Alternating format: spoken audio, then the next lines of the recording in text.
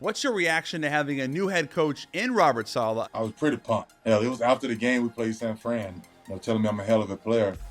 At the end, I kind of rubbed it out like, you're going to be in Tennessee next year, right? And it's crazy that it's actually happened. Welcome to the Schultz Report, presented by Fanatics Sportsbook. I'm your host, NFL insider Jordan Schultz, and in today's show, I'll be sharing exclusive insight and intel on what has become a head coaching cycle for the ages. Keyshawn Johnson will be tapping in to share his thoughts on a wild divisional weekend, and Jeffery Simmons, Tennessee Titans superstar All-Pro defensive tackle, will be joining the show as well today to talk about his journey and the future in Nashville. Lock in and let's go. The playoffs are here, and every game and every bet matters. Through my partnership with Fanatics Sportsbook, you've heard me talk about fan cash, and this is where it really counts. Every bet you place earns you up to 10% fan cash, win or lose. So even when a pick doesn't hit, you're still building fan cash you can use across the entire Fanatics ecosystem, from bets to tickets, jerseys, and more. Plus, Fanatics Sportsbook's fair play policy protects bettors from all first-half injuries. Some books offer protection for the first quarter only or not at all in the playoffs, but not at Fanatics Sportsbook, where they flip losing bets into winning bets all postseason long. Make the switch to Fanatics Sportsbook today. Winning hits different here. Must be 21 plus. Gambling problem? Call 1-800-GAMBLER. Connecticut 888-789-7777. Massachusetts 800-327-5050. New York, call 877-8-HOPE-NY. Maryland, visit mdgamblinghelp.org. Not available in all states. Terms apply. See the Fanatics Sportsbook app. So on last week's show, I said that this has been the wildest and wackiest head coaching cycle I've ever been a part of. Just 1 week later, and somehow it's gotten even wilder. And that leads us right into the Buffalo Bills, parting ways with head coach Sean McDermott hours after the Bills lost to the Broncos in the divisional round. The Bills' vantage point in firing McDermott is not that he isn't a good coach. He did a lot for that organization over 9 years. It's essentially the same thinking as Baltimore firing John Harbaugh, whereas making the playoffs and winning just one playoff game eventually isn't enough. And at some point, as an organization, you're willing to roll the dice and see if a replacement can get you over the top. You get a new voice, a new person, new energy, and hope that can push the team into the end zone in a place you haven't been, the Super Bowl. The Bills have Josh Allen. He's ultra special, but he's going to be 30 soon. He's taken a lot of wear and tear. You can't waste this window. It's very similar to the Broncos with John Fox when they had a legend and Peyton Manning who was aging. They decided that simply making the playoffs wasn't enough, fired Fox, hired Gary Kubiak, and won a Super Bowl. Could the Bills look at a Kubiak the way the Broncos did? That's possible. Clint Kubiak, Gary's son, is in Seattle. They could also go with Brian Daboll, Davis Webb, or Joe Brady, all of whom know Josh Allen and the organization very well. The one thing I feel certain about, this should be an offensive hire after 9 years of Sean McDermott, who is defensive-minded.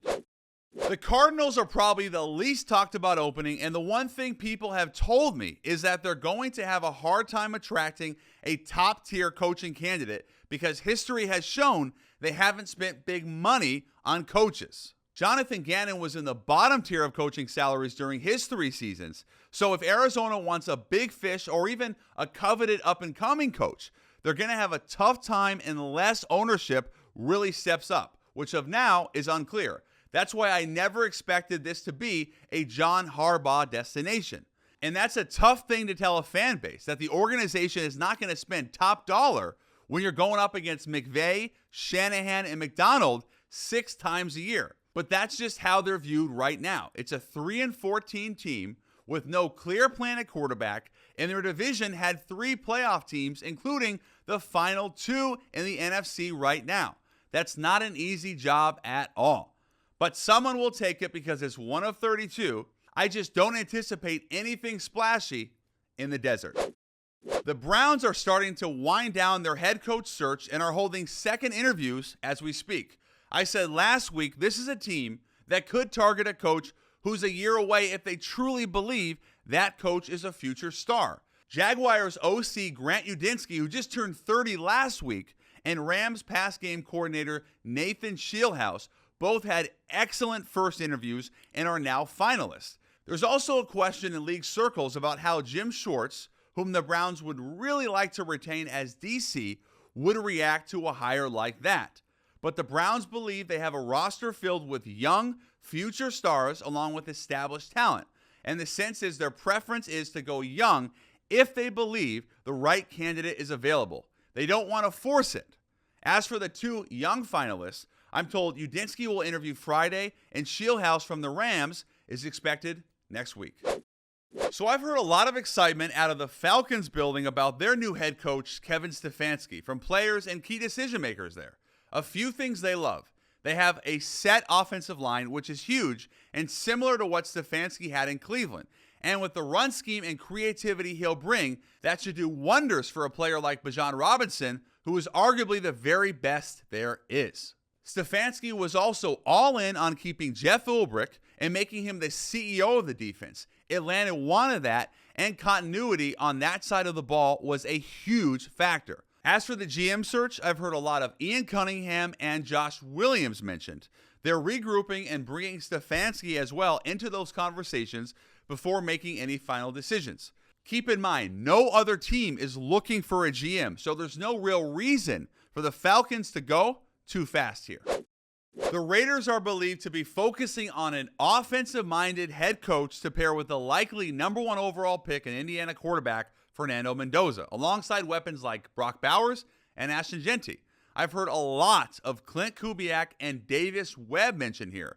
Jesse Minter, a defensive-minded coach, has come up as well. But within league circles, the belief is that this will ultimately be an offensive hire. The question is simply, who will that be? Now, John Spytek and Tom Brady will make that decision collectively. It's probably worth mentioning that Brady has been calling a number of Seahawks games of late and has another one Sunday in the NFC Championship game. Why is that important? Because Brady's had a first-hand look at Clint Kubiak's offense. And he's been putting on a master class on how to run an offense predicated on explosiveness, balance, and brilliance. And now on to the other recent hires. The Dolphins hired Jeff Hafley as their new head coach. And with the college football landscape changing so rapidly, I've heard other former college head coaches are quietly wondering if it makes sense to follow the same path. Hafley was the head coach at Boston College, left that job on his own to become the defensive coordinator for the Packers, had 2 successful seasons, and is now an NFL head coach on a 5-year deal. And that's an unorthodox storyline I think people should be paying closer attention to. So given Hafley's rare path to the Dolphins head coaching position, and that it really wasn't your typical work your way up the NFL ranks journey, we should be talking about that part of his story much more. The Titans' decision to hire Robert Saleh truly came down to the wire. Their 3 finalists were Robert Saleh, Matt Nagy, and Jeff Hafley. Those were the 3. Mike McCarthy was never in consideration, I can tell you that. This was a very detailed search that started months ago. Hafley to Miami always felt inevitable, so it eventually came down to 2. Ultimately, for Tennessee, this was about identifying the person who can stand in front of a room, be a true leader, and get the organization moving in the right direction. I'll tell you this about Saleh. New York drained him, but he got his joy back in San Francisco. Even with Nick Bosa, Fred Warner, and Micah Williams out, and 5th and 6th string linebackers on the field, he was still getting the most out of that group. He had his love of the game back, and the Titans love that. And they also believe, and this is important, that Tennessee won't be nearly as intense as New York, and the Titans organization and Saleh himself truly feel that he learned from his first go-around with the Jets and that he's fully ready for a second opportunity. One notable change, I'm told Saleh will call defensive plays, something he did not do with the Jets. He plans to hire a CEO-type offensive coordinator. Now, Brian Daboll is someone I could see as a candidate. So is Mike McDaniel. That's another name that makes sense. Bottom line, this hire for Tennessee is about moving forward, getting every player on the same page, holding everyone accountable, and building something team first. That's why the Tennessee Titans chose Robert Saleh.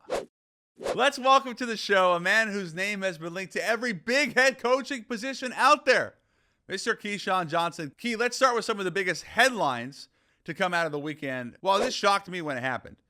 When we learned that Bo Nix played 4 plays with a broken bone in his foot, do they have any chance with Jarrett Stidham at home to beat the Patriots? And it's just simply, let's just run the ball until the wheels fall off. They absolutely have every bit of a chance to win at home. Not saying that it's going to happen, but they got a chance, right? You always got a chance. In the end, the realistic opportunity, though, is for them to try to run the football. And look, Jarrett Stidham hasn't been in a situation to thrive in as a starting quarterback, so to speak. This will be the best offense, the best offensive mind he's ever had, the best team he's ever been on. So when you start putting all those pieces together, he could hold things together. Look at Nick Foles. This is what backups are for, right? To come in, play 1 or 2, 3 games, hold it together.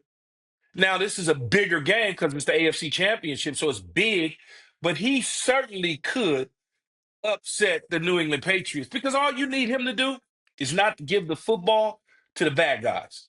Keep the football with the good guys, get your team in position to score points, and let your defense play lights out. And they might wind up seeing themselves in San Francisco if he can do that. Because they're not going to put him in bad situations to screw things up. It's up to him. On every single play, like I always tell you, Jordan, somebody's always open. That's why the play is designed. It ain't designed just for one person. It's designed for many people. You get off your first read. If it ain't there, check it down. Live to see another day. And I'm sure Sean's telling him all those things. Whatever you do, it's okay to punt the football. Whatever you do, it's okay to punt the football. We want every single possession to end with a field goal or a punt. We want to kick the football or kick off on every single possession. That means that we're punting, we're kicking field goals, or we're kicking off because we just scored. I won't say that Sean McDermott firing surprised me, but there was a sentiment that maybe because they won a playoff game and perhaps they were robbed of a second one. Take your pick on that. What was your reaction to Sean McDermott being fired in Buffalo Monday morning? Well, I knew he was done. As soon as they lost the game, I'm like, oh, yeah, they're getting ready to cut him in half. He's done. He's toast. I knew that, and I wish I was talking to you about it because you probably could have, sniffed around a little bit. But it's clear. Whenever you're winning, but you're not finishing the deal, and now there's a new sheriff in town in New England named Vrabel with his deputies, which is his coaches and his players. And there's a guy named Drake May who is now in that division like Tom Brady was for many, many years. It's time to hit the reset button because what you're doing is you're wasting Josh Allen's career in Buffalo by doing this. If you retain Sean McDermott, you retain him, all you're doing is running it back. It's the same. You're going to have the same issues. We're going to go 11-6. We're going to go 12-7 or whatever. We're going to do all these and we're going to lose. Or 12-5.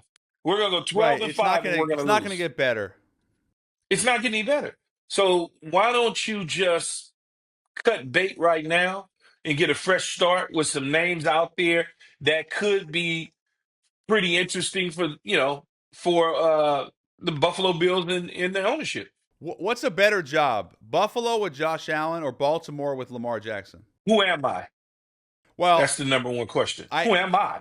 Who am I as a coach? If you were a head coach, who would you rather coach, and then also organizationally, where would you rather be? Because there's a lot to take in with that question. So if I had to make a decision, Keyshawn Johnson had to make a decision. I'm probably going to make the decision to go to Baltimore. I know what they are. I know what they got. Receiver-wise in Buffalo, they got me and you out there catching balls for Josh Allen. They've got to go out there and they got to make a serious play for somebody. Is it Pickens out of Dallas? Do we just say, hey, we get ready to throw the Brinks truck at you? We understand in Pittsburgh you may have been, you high strung, and that's okay. We can manage that. But you go get you a Pickens, and Buffalo solves that issue a little bit. Shore up a little bit of the back end on the defensive side of the ball. It's a good job. But I think Baltimore is already kind of there. I think Harbaugh wore his welcome out with the players, kind of lost them a little bit in terms of them wanting to fight for him. Full tilt, you could kind of tell that wasn't working anymore, so it was time for them to move on. But I would say Baltimore out of the two, Baltimore's probably the better job. One of the teams that I think a lot of people really liked the second half of the season was Houston. I'm curious where you stand on the C.J. Stroud argument because What's the argument? Well, I've always been a big fan of his, and I do think he's a franchise quarterback. He did not play a good game against the Patriots, and he did not have basically any of his weapons, including Nico Collins and Dalton Schultz. They had no running game. If you're Houston, are you going to extend and pay C.J. Stroud the type of money it takes, or are you going to wait?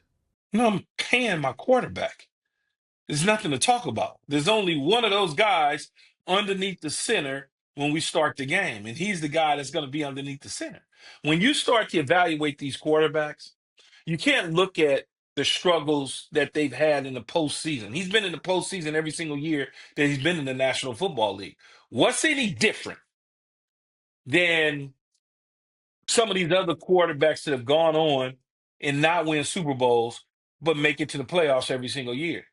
Yeah, they may have MVP on the side of their name, Josh Allen, MVP on the There's side of only a his few name, of Lamar those, though. Jackson.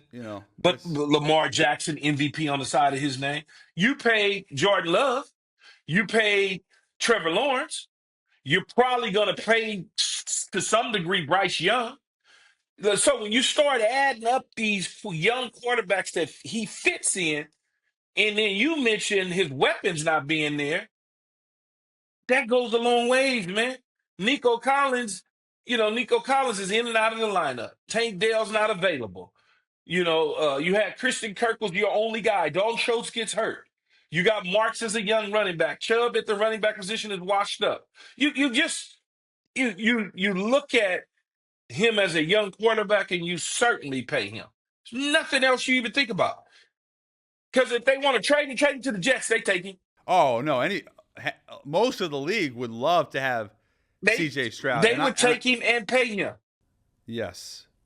I think he's really good. I would pay him as well. I've just seen online, so take it for what it's worth, but specifically on social media, people saying C.J. Stroud's not the guy. I don't agree with that. Yeah, he's not the guy. I know. How much do they know? Have any of those social media guys ever put on any shoulder pads, ever strapped on a helmet, put on any cleats? And I'm not talking about Pop Warner. I'm talking about on a Sunday, okay, in below 30-degree temperature. Have they ever in their life done that? Probably not. It's okay to have an opinion. It's okay. Everybody has an opinion. There's nothing wrong with it. I'm not saying you can't have an opinion. But when you start talking about, he's not the guy, like, what do you know? What are you talking about? He's not the guy. Caleb Williams, pretty awesome year 2.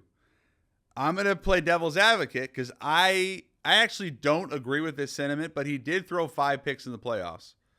And all interceptions Brett are not Favre created. threw 10 picks in the playoffs once upon a time.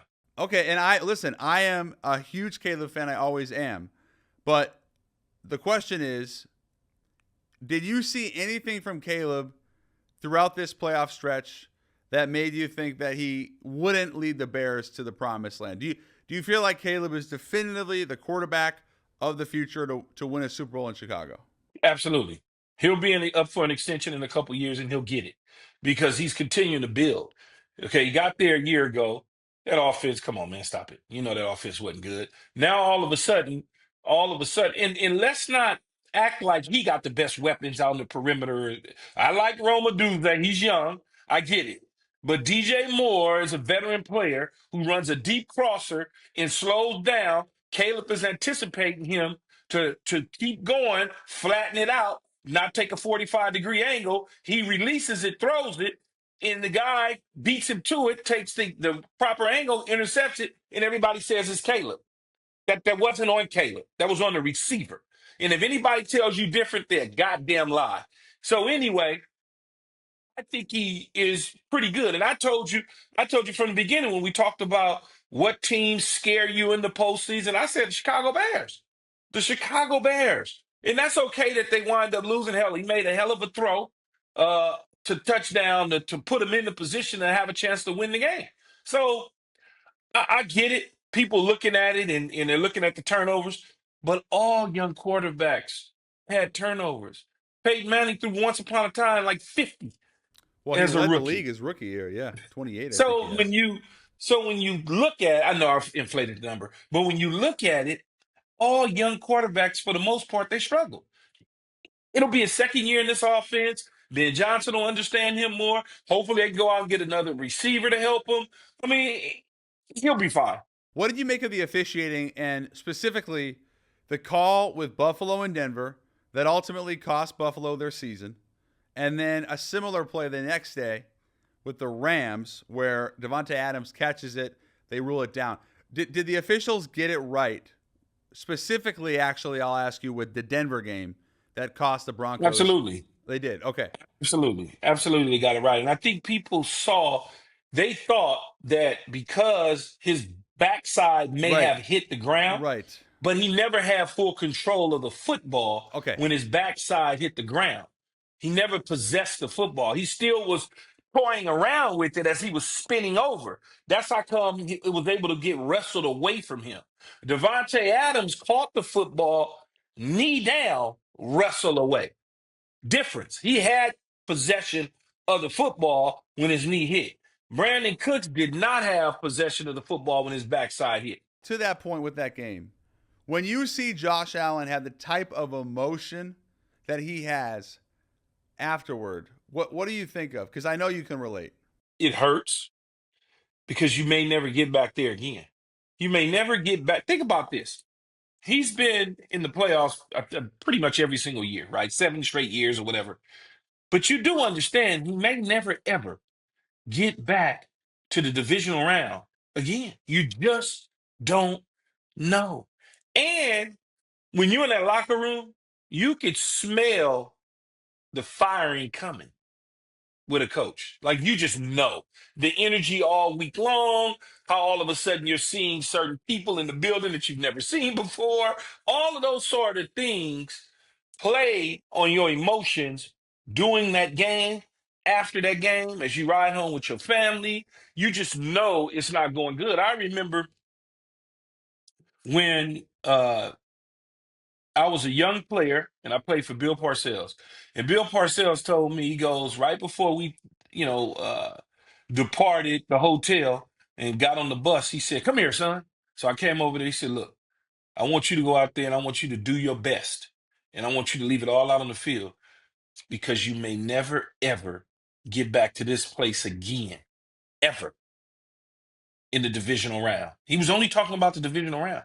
He said, "I may never get back to a divisional round playoff." There's many guys in the history of the NFL has never seen a divisional round. And I took that to heart and said to myself, I'll go out here, I'm going to lay it on the line. I'm going to do everything I could to help my team advance that AFC Championship game. And the same thing he told me, AFC Championship game. He said, "Man, you may never get to another title game again. Make it worth your while." Yeah, I mean, Dan Marino is probably the ultimate example. Goes to the Super Bowl his rookie year, I think in 83, 84, never goes back. Is that part of the emotion for Josh Allen? I believe it's it's everything, right? You know that there's a chance that your coach could get fired. You know that you laid your guts out on the line to get you into the position to play against Denver. You know all of those sort of things. You know you may not have your best performance. You know that you may never get back there again. It's going to be hard as hell. That division with New England now, I don't know what they're doing in Miami or the Jets, but New England's there now in the state. So you start to look at all of those things, and it hurts. It really does. Do you think players, especially someone like Josh Allen, takes some of the onus internally that, hey, I didn't play well enough, so now the coach getting fired is on me? Does that happen for players? Absolutely. Because even though you may not have had all the weapons on the perimeter that you needed, you poured everything in to get it done. And if you could have just did a little bit more, you could have flown a little bit higher, a little faster, the coach might still be there. Now, I don't know the relationship with him and Sean McDermott. They had an icy relationship early on in his career, and then I think it got better over time, but who knows? I mean, he's out there playing his rear end off, Yeah, nothing and else it he could just have done. didn't happen. And nothing else you could do. Yeah, I think he's truly extraordinary. To your Yeah. point, he's approaching 30, and you do wonder, like, how many more shots at this do you have, and are you wasting the prime of one of the great players the league has ever seen? So I didn't have any issues Well, think with about it though, Jordan. He's been at home in the playoffs and lost. He's been on the road in the playoffs and lost. He's had the number one seed in the playoffs at home and lost. This was the year there's no Patty Mahomes. You still couldn't get over Bo Nix. Like, it's just There was no Mahomes, no one Burrow, thing. and no Lamar. So that was the And no Lamar. yeah. You didn't have to go through them to get to the Super Bowl. You had to go through Bo Nix and Drake May potentially. You couldn't get through them. Give me your predictions for the championship Sunday. So we got Seattle hosting the Rams. Easy, Is, Seattle. Okay, Seattle big because those two no, always that play game tight. is tight. Yeah, it's gonna Yeah. be a tight game. No, not big. Seattle. I just think Seattle wins by a field goal or something. Yeah, I mean, we didn't see any ill effects of Sam Darnold. I thought he looked pretty good. He didn't need to do a ton, but he looked good. And obviously, Sam Darnold could. You do understand? Sam Darnold can play, man. I love Sam. He can play. He can play the quarterback position. Don't get caught up. I'm in just the saying because of the foolishness. injury, there was a concern that maybe he wouldn't be able to do as much. They wouldn't have put him out there. Right. They do lose the running back Charbonnet. That will matter. Yeah, although that matters a little bit. It matters. Yeah. And then what about? What about? But I was going to say that the other running back's pretty good though. Walker's really good. What about New England going to Denver, and the fact that Denver does not have Bo Nix? With Bo Nix, I still like New England. I like New England now with Jared Stidham, obviously. I think that Sean will call a good game, but it just won't be enough.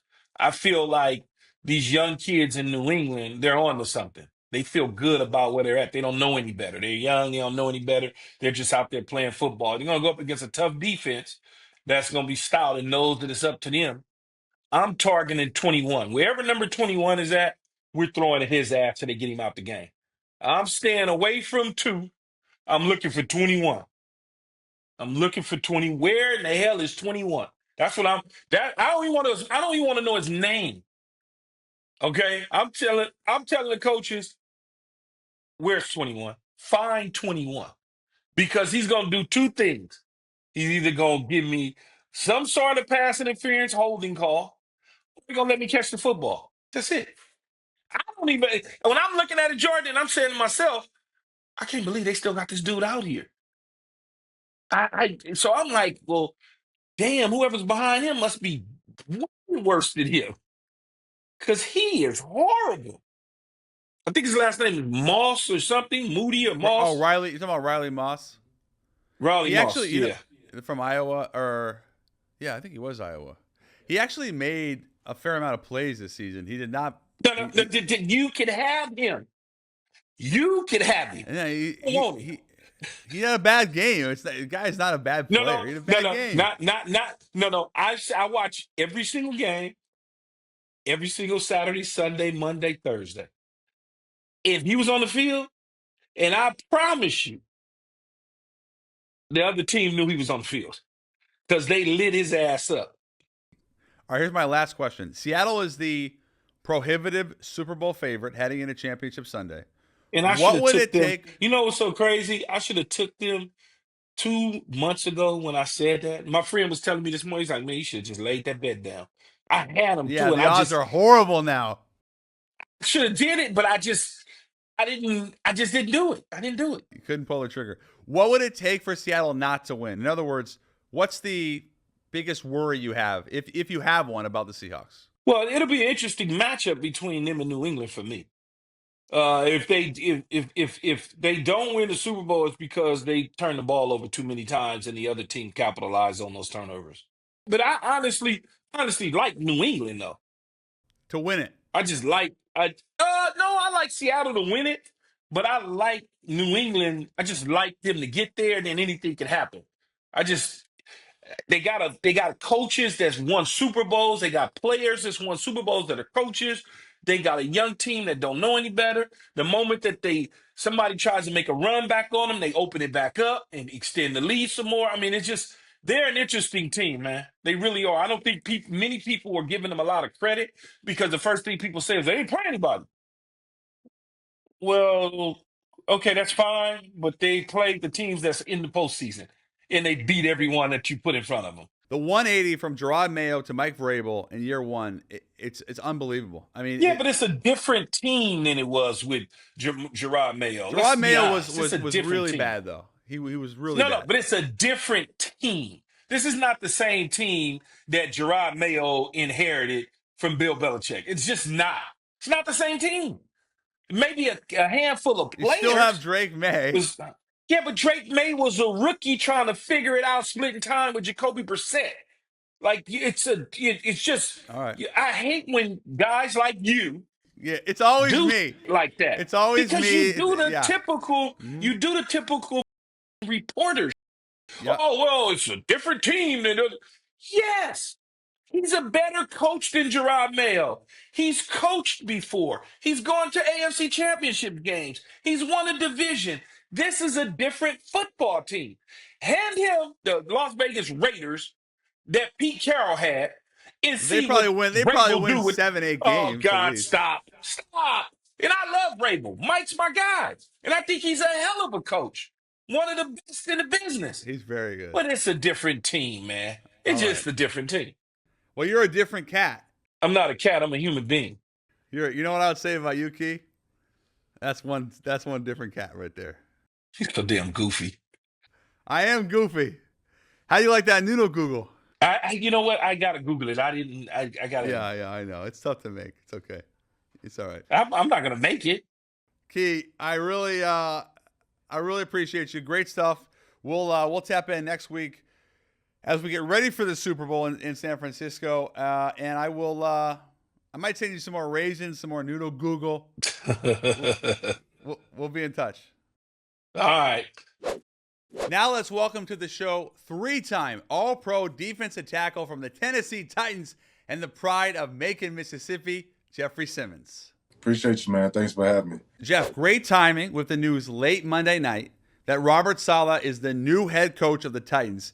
Curious, what is your reaction to having a defensive-minded head coach who should really invigorate the franchise, too, from an energy and really leadership standpoint as well? The first reaction, I was pretty pumped.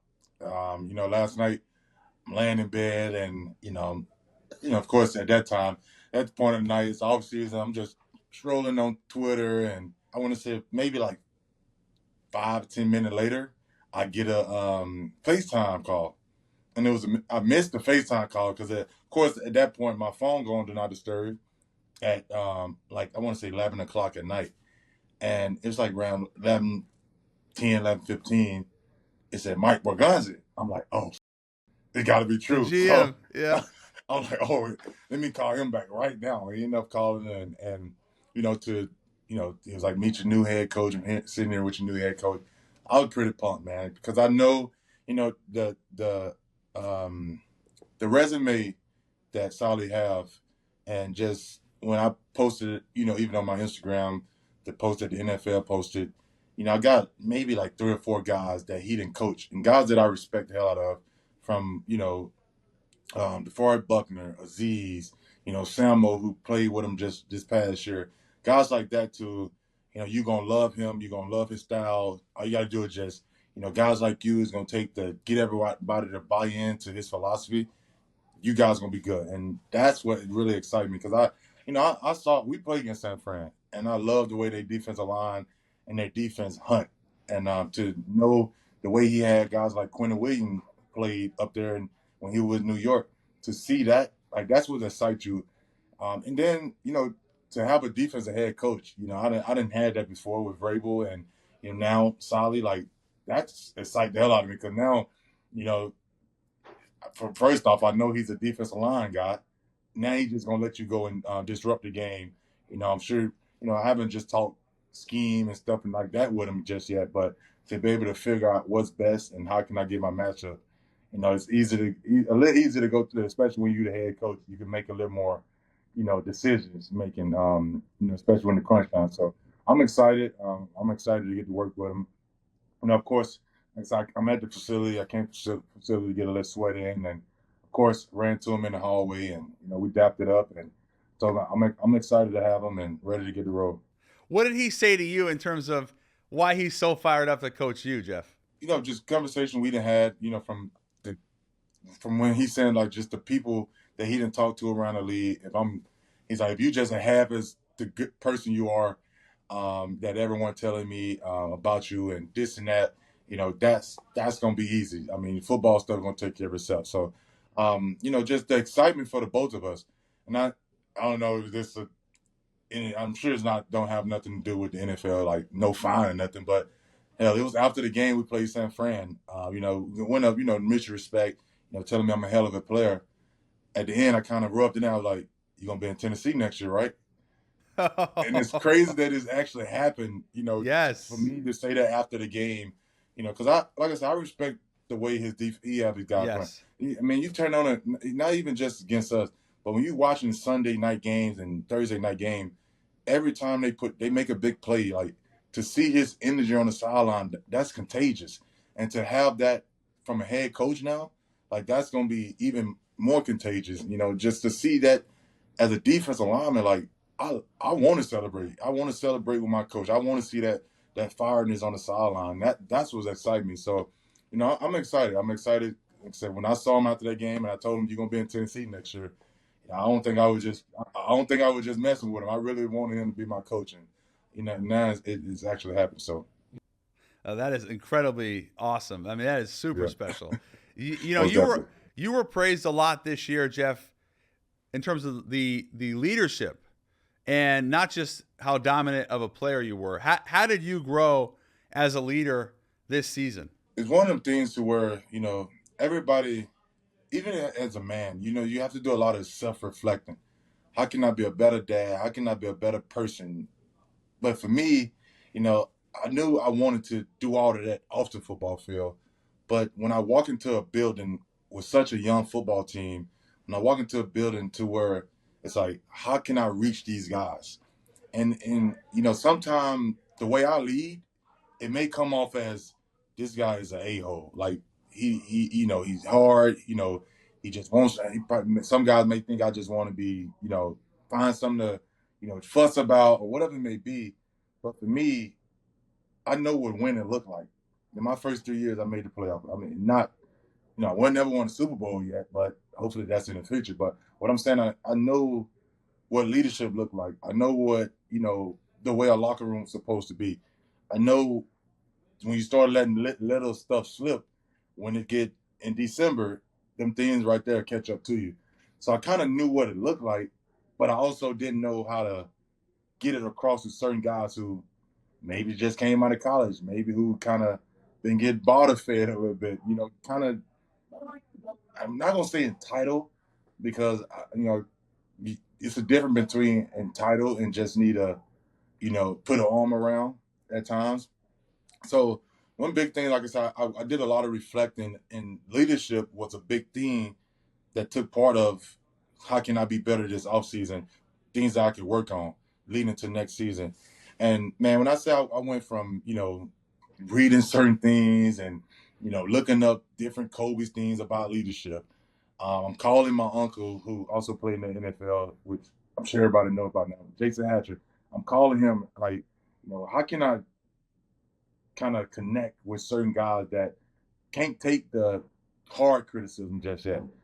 Then I'm talking to him now. I think it was maybe right before the first game of the season or whatever it may be. It was before the first game of the season, and I remember calling DeMarcus Ware. I text him. I text DeMarcus Ware just like, I need a couple pointers. I know as a leader, football player take that step, but as a leader, I knew so many guys respected you and looked up to you. What advice can you give me on leading a young football team and, trying to connect with certain guys? And, man, one thing that he said to me was that kind of, I'm like, whoa. He was like, give guys a vision and not an outcome.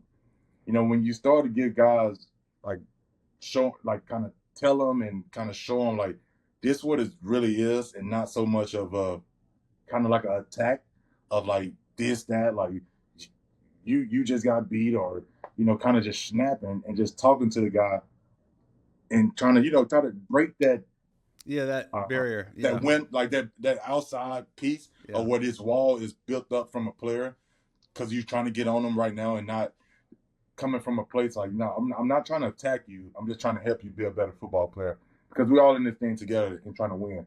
So when he told me that, man, like that really stuck with me to where, yes, I feel like I was giving guys more of that outcome leadership of, I'm being hard on you, but it's not also like, come here, bro, let me talk to you. This is the reason why I said this and that. So, I mean, that right there was a big part of my offseason. When after the exit meeting that we had, I talked to Callahan, I talked to Denard, and we was all on the same page that my voice is very big in this building, and these young guys for sure look up to me, and that's one thing I really wanted to focus on was my leadership. So I wrote this down because I've heard this from a few people within the organization, that how rare it is to match the caliber of player that Jeffery Simmons is with the caliber of person and leader. So was that hard for you to take that onus on yourself and say, I know what I need to be as a leader, and I need to, you know what I mean? Like, here's what I need to get there, and I'm not there yet. It wasn't hard. When you want to be successful, when you want to, and it's not nothing like, yes, I want to take constructive criticism. When Mike and Chad told me that, one thing that I can really like get better at is my leadership and how I approach certain things, I didn't take that as an attack. I take that as that's a challenge for me. Yes, go, Jeffrey, whatever you need to do to be a better leader, that from reaching out to guys that been here before, then do that. So for me, I didn't feel like it was a hard thing for me, because it's something that, for one, I take a lot of pride in. I take a lot of pride in leading this football team. I take a lot of pride in, leading the defense. I take a lot of pride in guys, young guys like DK coming up to me, man. It's like after the game, he said, I want to talk to you about just your routine in the offseason of, he don't play D-line. He plays special teams. Sure. I mean, he plays receiver. But guys like that coming up to me because they saw kind of the way I was going about my business, that means a lot to me, because I know these guys, they watching. So if my leadership is not, if I didn't improve in my leadership, then there's no respect. All they see is a good football player on the field making plays, not the type of guy he is off the field and in the locker room. And that's something, like I said, I took to heart, and I really wanted to improve it, and that's the reason why I made it a big focus to improve my leadership this offseason. What was the best thing you saw from Cam Ward this season?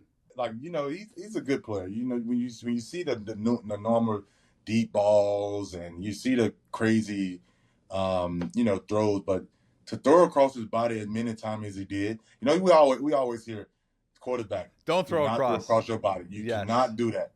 But for Cam Ward to do it maybe 4 or 5 times in the season and never get intercepted, to his play, if y'all ever see Cam Ward body, I get on about his body every day. I'm like, bro, you got the worst body as a quarterback. Your body look worse than mine. And we always joke. I'm like, Cam. He's like, Jeff, and you still wouldn't be able to sack me.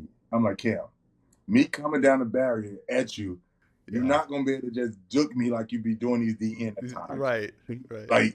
I'm like, it's different than you have the interior pressure. But, man, to see the type of throws he made, throughout this year, and to see the growth from week 1 all the way to the end of the season, it was tremendous to see. And guys respect him. I think when you have of course he is a quarterback, and, when being a starting quarterback, you get that respect, of course, no matter if you're a backup or not. But for him, when he came in, guys, he kind of started drawing guys to him. Me and Cam first met. We met at a party at a, DeAndre Hopkins had a birthday party, at dinner, and we ended up meeting there. And the first day I met Cam, we started talking smack to each other. I'm like, I like him already. This is my type of guy. And that's just showed the type of confidence he had walking into the building. He knew the reason why we drafted him, and I was excited to be a teammate. And then to see the crazy throws and to see bad built Cam make all these guys miss and make a lot of money coming off the edge, that was exciting to see.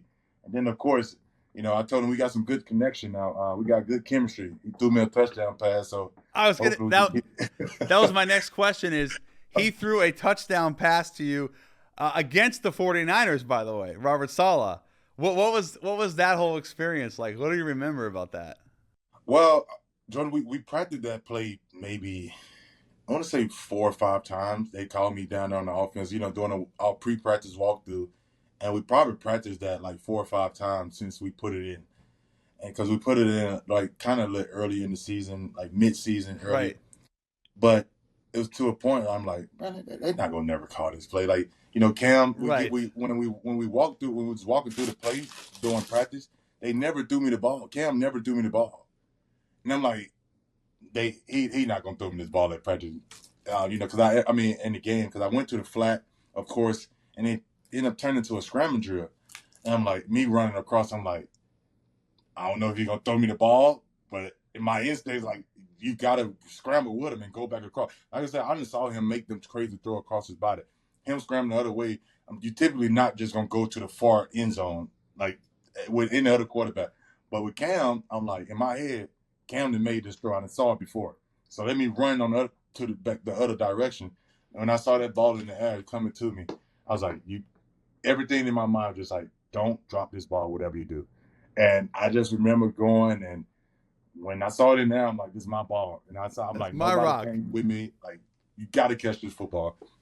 It was excitement. That's the reason why, I kind of ran. You go back and watch it, especially when the angle that I got. I was running. And, I celebrated with JC a little bit, and I celebrated with O-line. But I really was going to find Cam. Because, I ran through all of them just to find Cam and celebrate with him.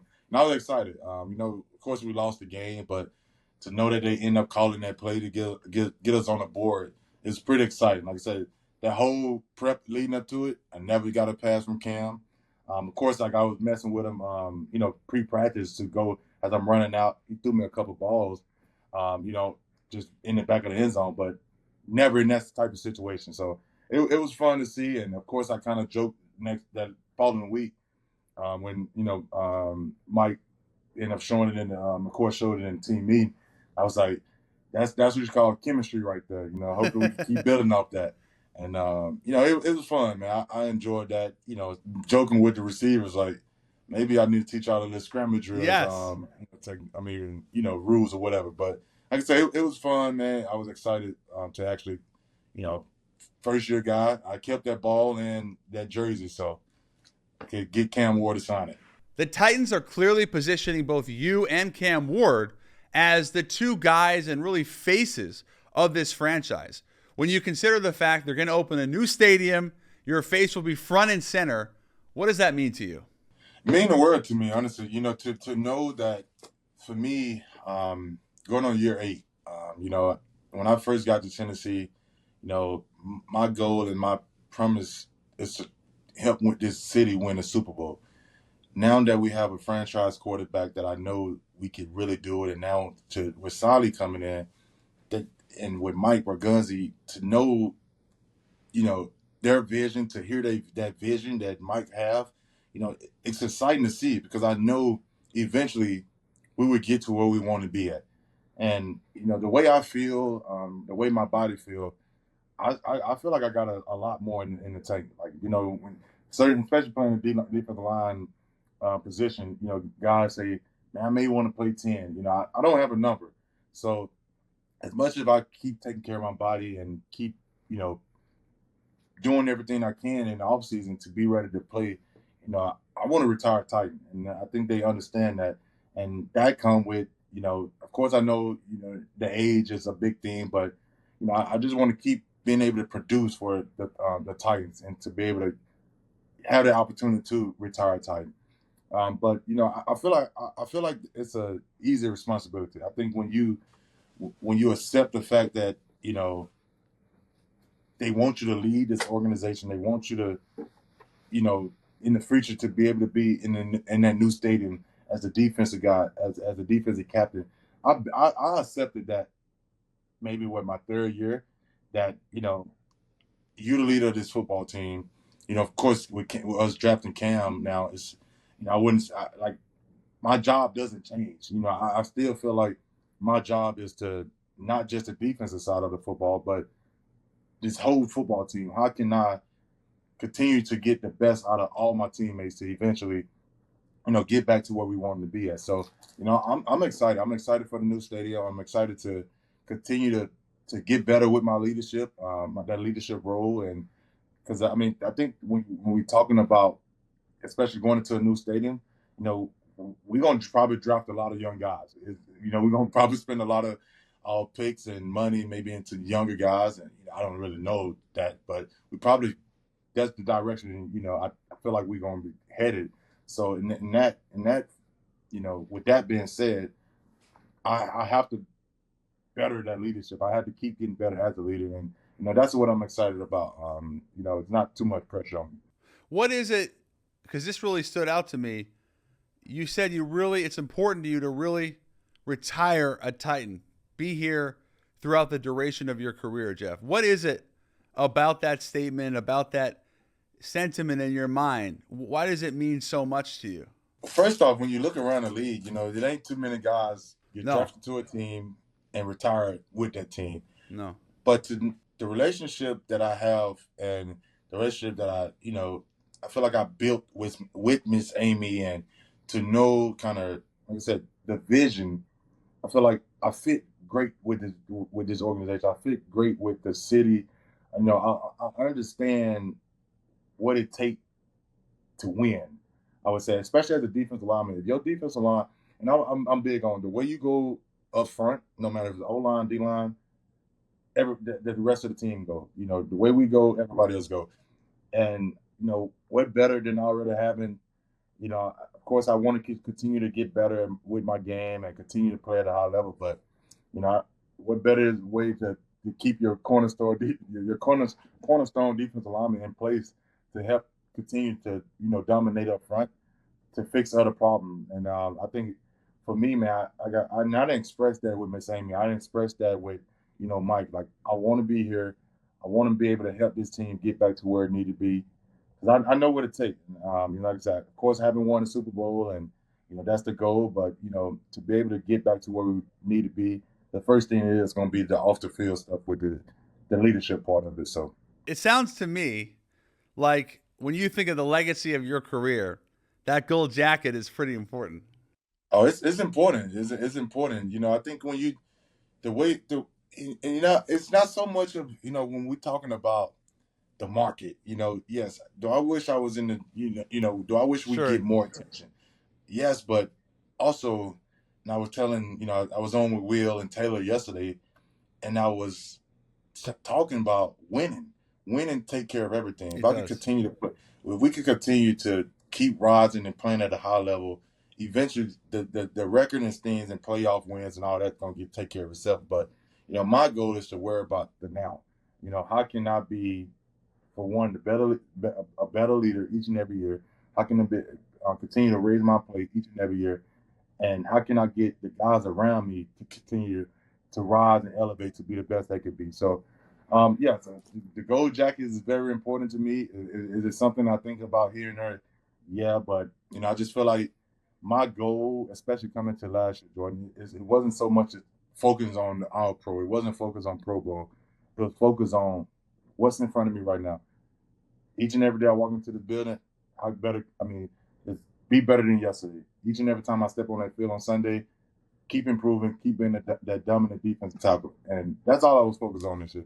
A lot of people, Jeff, say that you could throw a flag on the offensive lineman on every play. Is that true?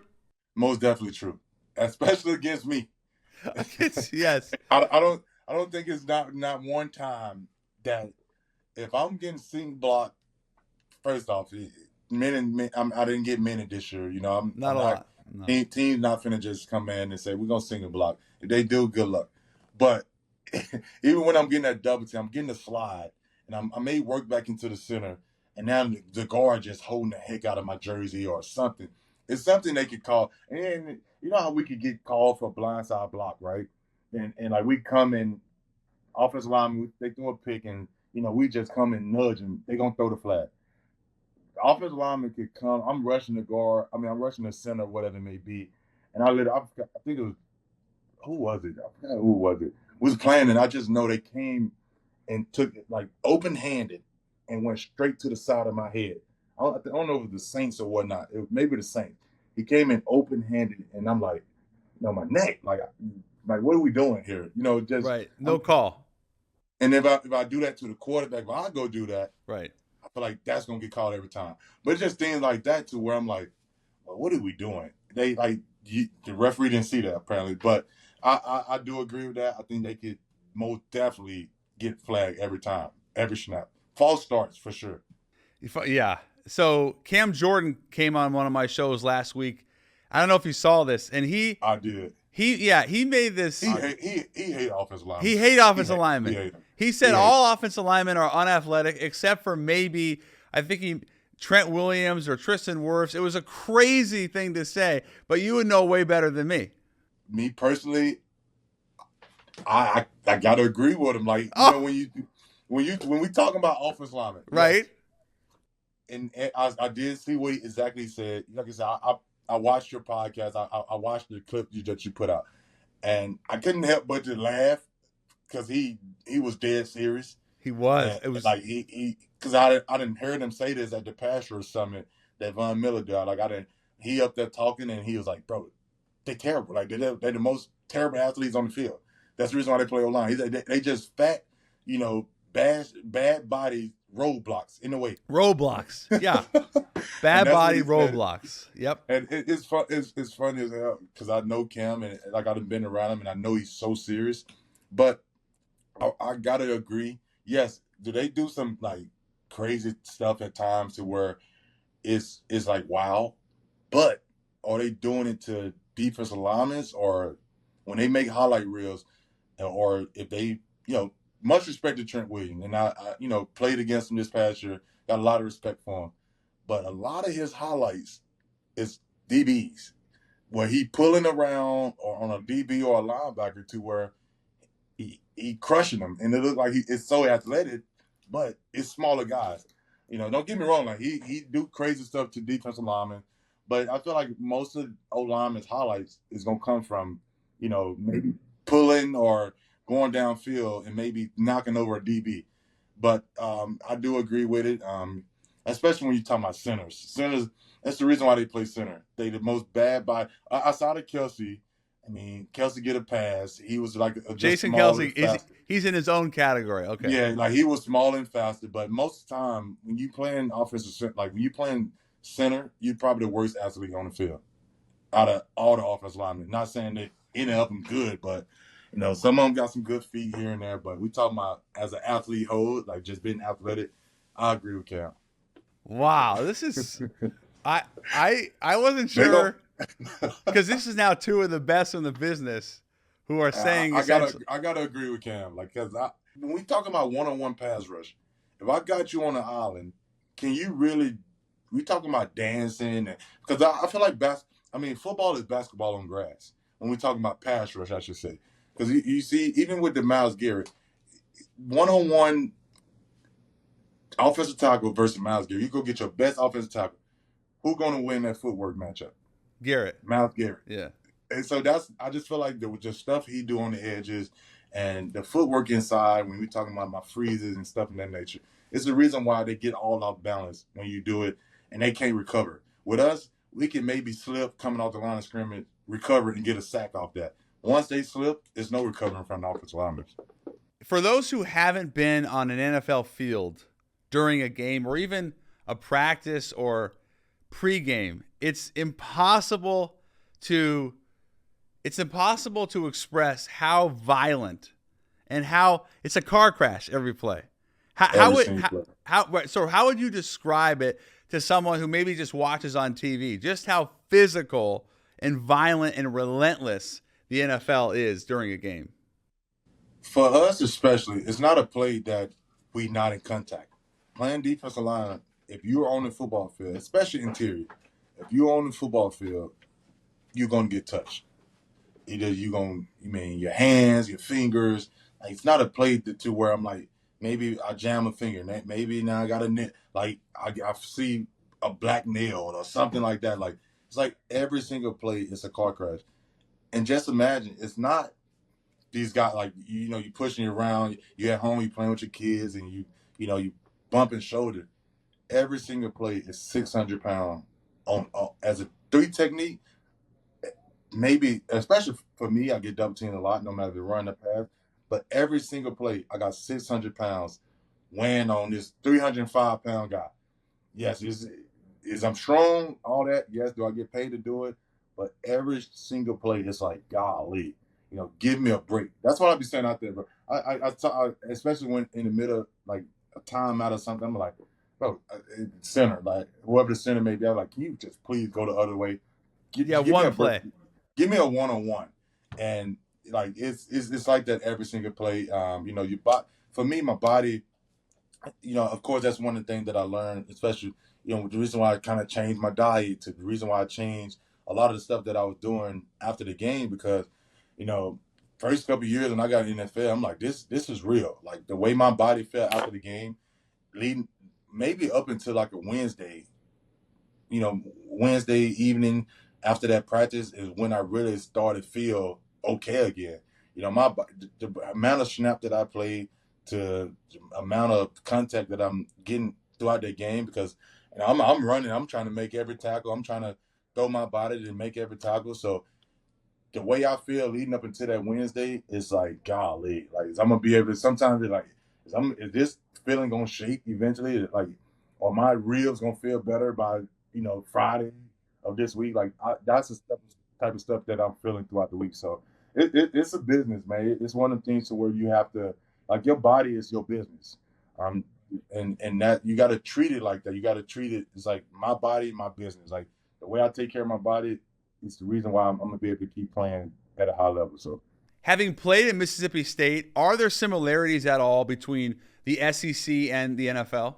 Playing in the SEC, it got you ready to play in the NFL. I would say, when it comes down to, I'm not even gonna say talent. I would say more size than talent, because I mean I could go out there and play against a guy from the Sun Belt Conference that don't have the size to play in the SEC, but he just a gritty old dirty guy in the trenches, to where now if I let him get under my pads, or if my technique not where it need to be, then anybody could get beat on this level.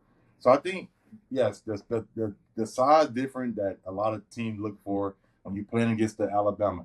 I mean, when I was at Mississippi State and we played against Bama, you're going against guys like Lester Cotton, who maybe 360 when he was at Bama, and you got guys who built like JC playing guard. Latham, yeah. He's a attacker, but you got guys like him playing guard at Alabama. So it's like when you're playing against guys like that, that gets you prepared to know, like, okay, this is what the trenches feel like. But when I go back to the talent and the speed, once I got really going in the NFL, maybe I felt like college was a little tad faster, a little bit, because of course you got more no huddle team in college that's on the ball. But when I think I wouldn't really compare it and say it's the same, and really just prepare me, other than playing against bigger guys in college. I think when you talk about the NFL, everybody, it's the reason why it's the NFL. Everybody can't do this. And, if you're just a gritty guy that playing offensive line, like I said, it's a lot of guys in this league that didn't play in the SEC, that starters and all pros that playing offensive lineman right now. Quinn Nelson, he didn't play in the SEC. Yeah. So, yeah, that's a great point. You mentioned something that stood out to me, Jeffrey, is the business part. And I always try to solidify this point, especially to younger players. When did you realize that the NFL is a business? How did that come to fruition for you? Well, that started when we made the initial cuts at the end of training camp. I was never part of that, because college you're not cutting guys. But when I'm walking through this building at the end of training camp, and I'm seeing guys like, maybe with that sad face on their face, or through the season as I'm as a rookie trying to learn the ins and out of this business, to where I'm like, they really just cut this guy. And he just played in a football game Sunday. He just got done doing meetings, and then as we get ready to go lift, they like come walk with me like somebody want to see you. And as I got in the league, I heard Grand Reaper. I didn't know what they were talking about. Like I'm laying like, what are you talking about, the Grand Reaper? They go to Grand Reaper. And when you see these guys walking into the locker room, you're like, they go to Grand Reaper. Like, he coming to get somebody. And they talking about, the guys that work upstairs and they come get you to go talk to the GM. They send guys to come talk to him. And I'm like, this is a true business. If you can't help the football team, and sometimes it's just not, maybe your practice squad got to where maybe we have to use this spot for someone else. And I learned that fast, to where I'm like, this is a business to where you better come in and do everything you can. Because one thing I learned, even from playing this game of football, and Denard did a hell of a job of even reminding us this past year that each and every day is an interview when you walk into this building. Whatever you do, everything is being watched. Everything you do, your film is your resume. You go out there and practice like crap, play like crap. That's who you are as a player. And when you hear them type of things over your career, throughout your career, you realize, like, this is not nothing to play with. Like, in college, you make it get off with a couple of things, or maybe that was a bad game, and I can bounce back eventually. In this business, you better be on a high alert each and every day when you walk into this building. Like, I have to be on, not I wouldn't say high alert, but I have to be on my grind. I have to be on my stuff each and every time I step into this building and on the football field. That's a fantastic answer, because it is a business, and as fans, as for someone like me who reports on the game, it's like we see you typically for 3 hours on a Sunday, and that's it. But there's so many other impressions that you can or can't make throughout the course of a week. That's the great thing about this game, because even as fans, sometimes, like, I'm a fan of the game when I'm not playing football. When I'm like this past weekend, I was cheering, like I'm out there playing.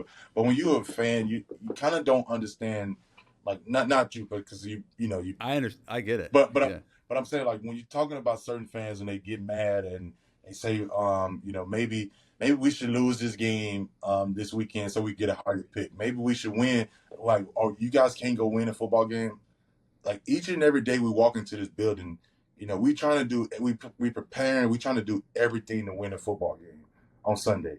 And it's like, it sometimes, like, pisses me off to know, like, some of these fans don't understand. Like, no, we are not trying to go out here and get a roughing the passer. No, we are not trying to go out here and lose a football game, because the amount of work, the commitment hours that we put into this game, a lot of people don't see that. Some days, we wake up, especially maybe you heard of something. You got to be here at the facility at 6:30 in the morning when meetings don't start at 8:30. To now, I don't get home. I'm leaving my kids before they wake up in the morning. I don't get home to maybe it's traffic here in Nashville. Get home sometime at 6 at night, to where you probably got an hour and a half to spend with them, depending on what time you put your kids down. So it's a commitment. Yes, we get paid to do this, and the money don't fix everything. I should say it's still a committed thing that we have to commit to. Yeah, the money part is the easiest thing for fans to say, but I always say that the NFL players, yes, they are well compensated, but the money doesn't change the fact that they still have the same problems as you and me and everyone else. Sometimes it amplifies it, Most definitely does. So sometimes. Most yeah. definitely does. All right, last question, a fun one. Who are your current top 5 DTs in football? Oh, golly. Oh, man. So many good ones right now. I got to go Chris Jones. He's still playing at a high level. Everyone had him seasoned to where your team, not so much success with the team, but to still be dominant, to still get all the attention. He get hella attention, from running back chips and, whatever, double teams. I would say Chris. Quentin Williams still one of my favorite. You know, we came in together as one of them guys that, you know, talk to here and there. Got to go Leonard Williams. He haven't won Leo last year. monster. You know, big fan of his. I got to put myself in there. You know, to playing at a high level. Then that last one, man. This it's is where got to it be gets tricky. It's a tie right now. Because I feel like if he didn't get hurt this year, he dang near would have led D tackles in sacks the way he was going, because he was beating me at one point. Malik Collins and Allen. Zach Allen. Yeah. He's one of the most underrated D tackles. You know, happy for him to get Pro Bowl this year, but right now, playing today, I think is out of them two for that 5th spot. I think that's a solid list.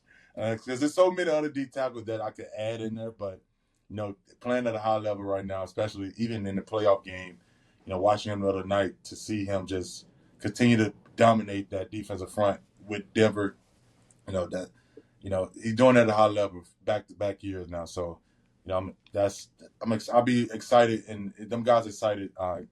Like they excited to watch, I should say. Jeffery Simmons, an absolute pleasure. Another All-Pro on your way to a gold jacket. I have no doubt about that. Thank you so much for joining me on the Schultz Report, and definitely would love to do it again. And congratulations on a big-time hire in Tennessee and a lot of success to come. Appreciate you, Bob. Thanks for having me once again. Let's take a look at the championship lines presented by Fanatics Sportsbook. As a reminder, this is my first look at the lines. We got the Patriots -5 at Denver, or Denver +5 versus the Pats. I'm going to go Denver getting 5. I know Jarrett Stidham is starting. I know there's no Bo Nix, but that Denver defense at home is worth at least a few points. This is a very close game, even if New England wins. And then we got Seattle -2.5 versus the Rams, or the Rams getting 2.5 at Seattle. I'm going to take the Seahawks. It's a very short line. And obviously you have the Sean McVay, Matthew Stafford effect.